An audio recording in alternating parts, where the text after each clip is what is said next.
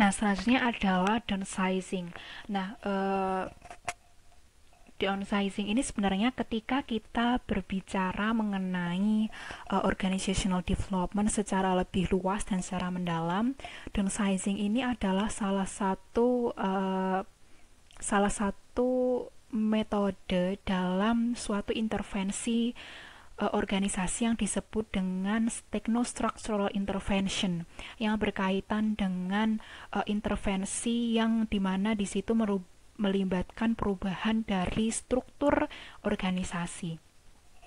Nah, downsizing ini biasanya adalah suatu keputusan perusahaan untuk memperkecil ukuran atau struktur organisasi akibat goncangan atau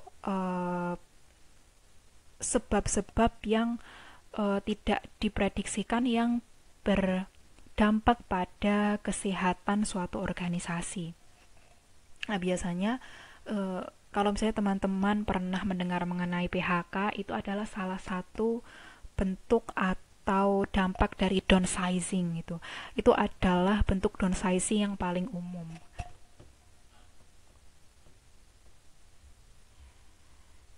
Nah, di sini ada beberapa cara yang dapat dilakukan perusahaan untuk mengurangi dampak downsizing karena memang dampak downsizing terhadap karyawan ini memang sangat-sangat besar sehingga memang harus dipikirkan matang-matang untuk kemudian mengambil keputusan ini dan kemudian ketika keputusan ini memang harus diambil maka perusahaan harus berusaha untuk meminimalkan dampak dari downsizing ini.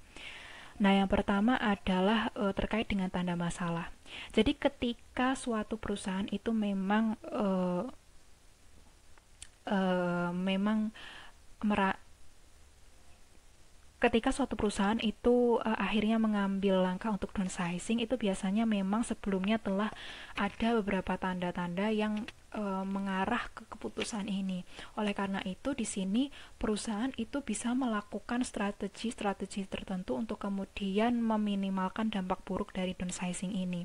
Nah, di sini biasanya karyawan itu akan menghentikan segala program rekrutmen dan seleksi. Artinya mereka tidak menerima karyawan baru sehingga mereka tentu saja tidak harus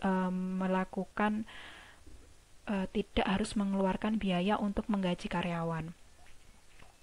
Kemudian yang selanjutnya adalah mempekerjakan karyawan sementara.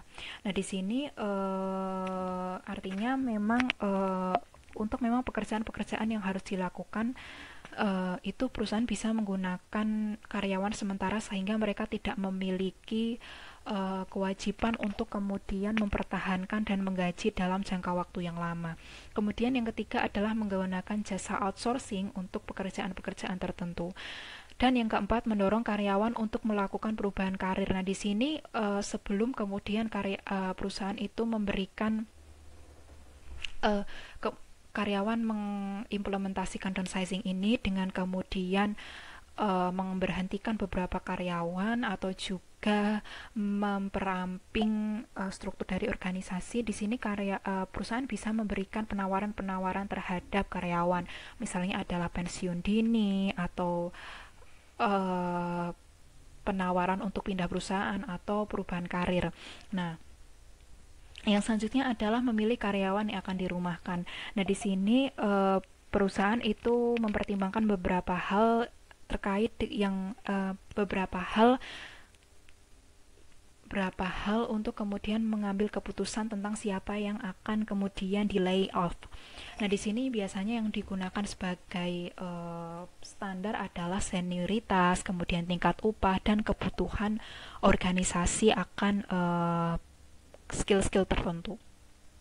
Nah, yang selanjutnya adalah pemberitahuan. Nah, di sini sebaiknya ketika perusahaan akan memberitahukan kepada karyawan-karyawan yang diputuskan untuk di layoff, maka sebaiknya pemberitahuan ini dilakukan secara personal untuk meminimalisir atau meminimalkan dampak psikologis yang buruk terhadap karyawan-karyawan ini.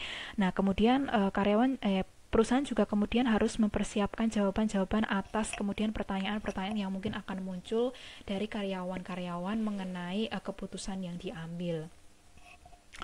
Nah, yang terakhir adalah terkait dengan displacement program. Nah, karena di sini karyawan-karyawan yang kemudian harus di layoff ini kehilangan pekerjaan mereka, tentu saja hal ini akan banyak berpengaruh terhadap kehidupan mereka dan juga terkait dengan diri mereka, baik secara psikis maupun finansial ataupun sosial. Oleh karena itu di sini perusahaan sebaiknya memang memberikan beberapa pendampingan agar karyawan-karyawan ini paling tidak dapat kemudian kembali bangkit dan mendapatkan jalan yang baru.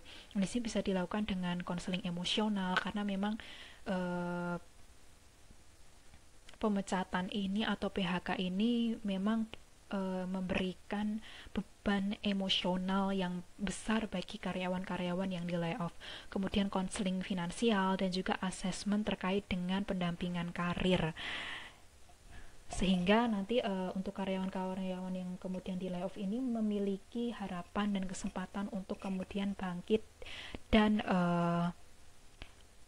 mengadu nasib di tempat lain. Nah,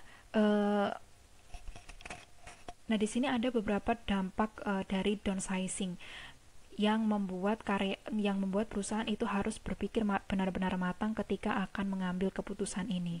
Yang pertama adalah dampak kepada korban atau yang seperti yang setelah saya jelaskan, karyawan-karyawan yang diputuskan untuk di layoff. Nah, di sini korban ini memiliki mendapatkan dampak berupa kehilangan pekerjaan, kemudian penerimaan kesehatan, gangguan psikis terkait dengan tekanan yang didapatkan, serta dampak secara sosial karena di sini mereka kehilangan pekerjaan.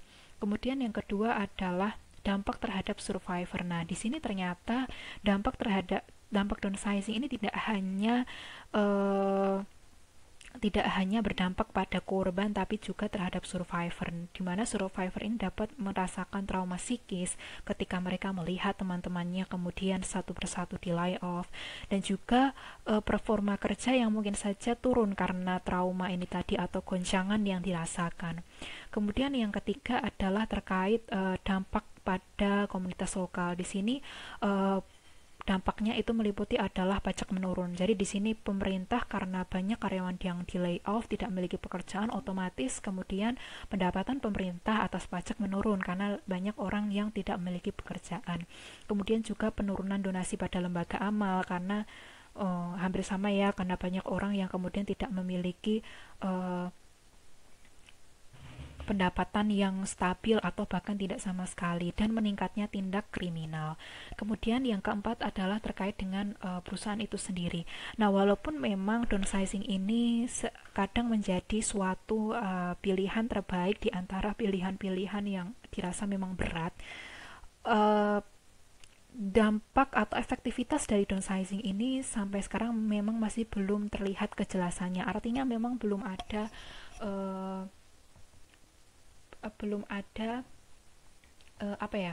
semacam semacam pengukuran yang kemudian bisa membuat perusahaan tahu apakah downsizing ini telah memberikan dampak yang efektif bagi perusahaan atau belum, seperti itu.